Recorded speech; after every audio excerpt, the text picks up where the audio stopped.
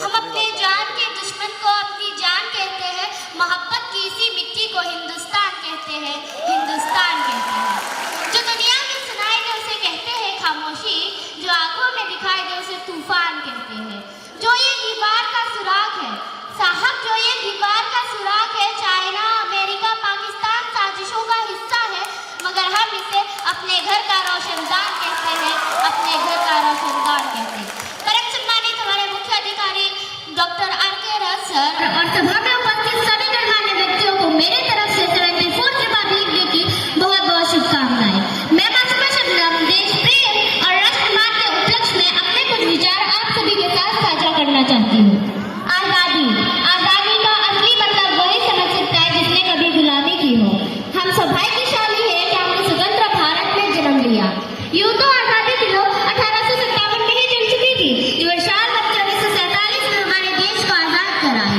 प्राचीन मध्यकालीन और वर्तमान भारत के उदाहरणों से स्पष्ट करना चाहूंगी कि जब हम फिरंगियों के फेरे में फंस गए थे तो रंगने बसंती शोला की एक आवाज पे टोले के टोले उमड़ाते थे और उनके वन में मातरम और नारायण तकबीर की नारी से खून में आने वाला 5-5 डिग्री का तूफान अंग्रेजी शासकों के जड़ों में तूफान ला देता था।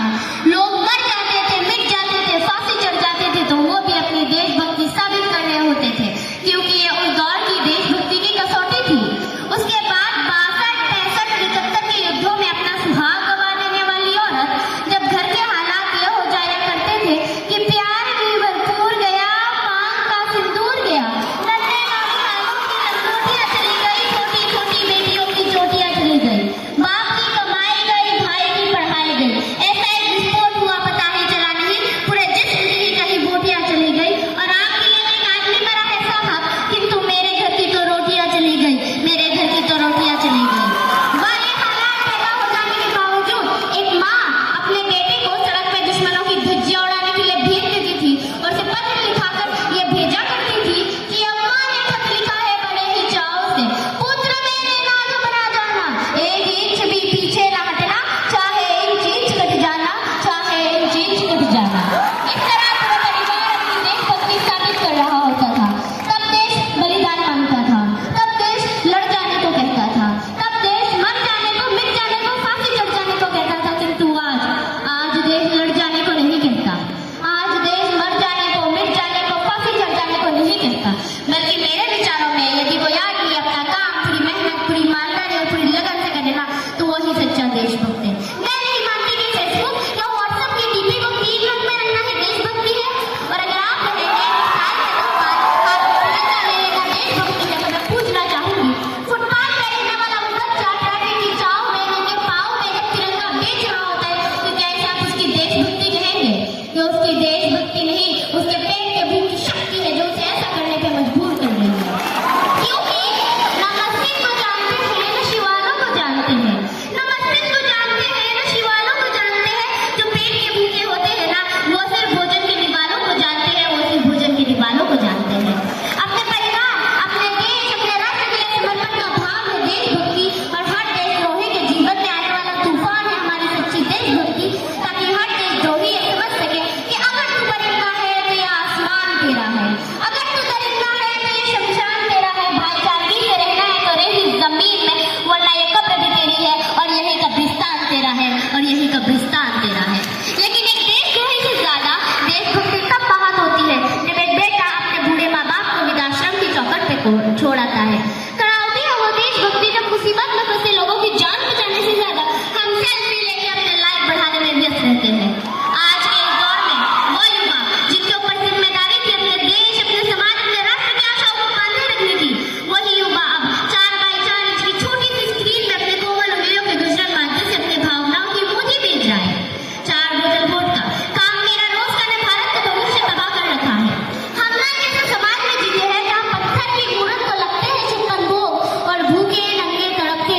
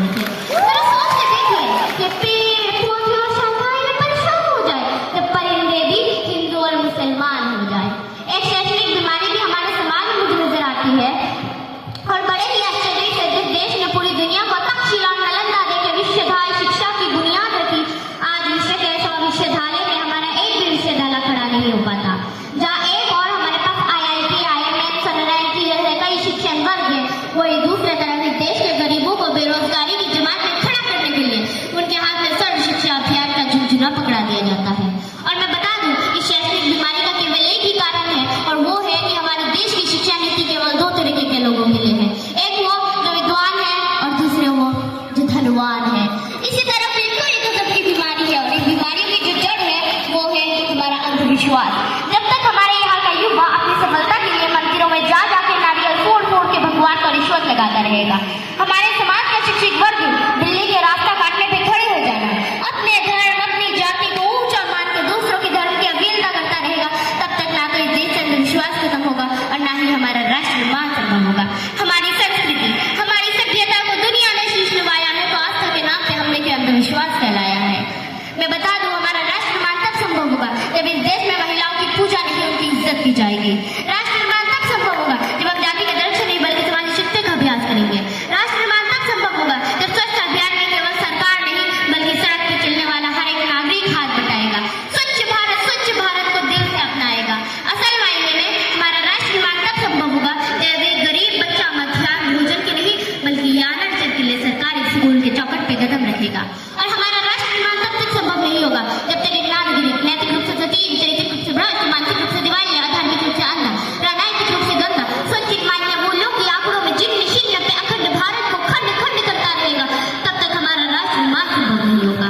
बड़ी बड़ी बातें नहीं, छोटी छोटी कोशिशें करनी होगी, क्योंकि ठोकर हमें पहाड़ से नहीं पत्थरों से लगा करती है।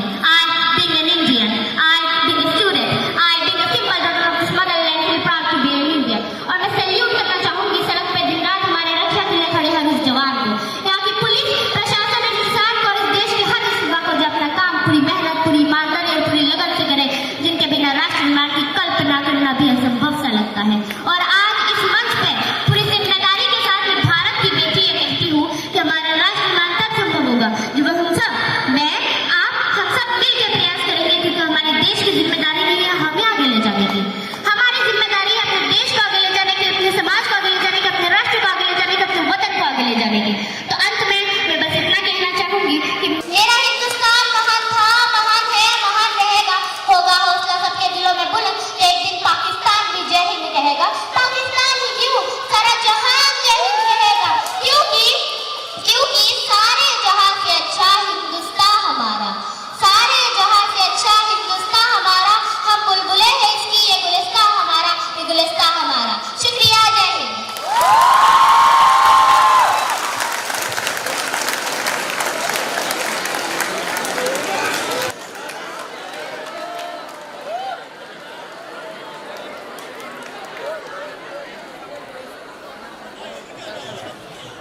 Hello.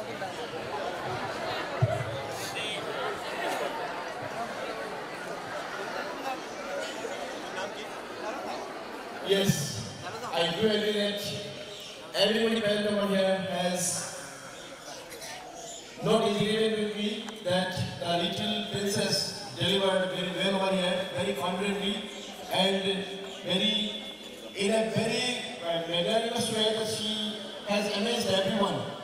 And being pleased with this delivery, our Honorable GM sir has awarded this little prince with a cash value of ₹1,000. A big round of applause for him. Thank you very much.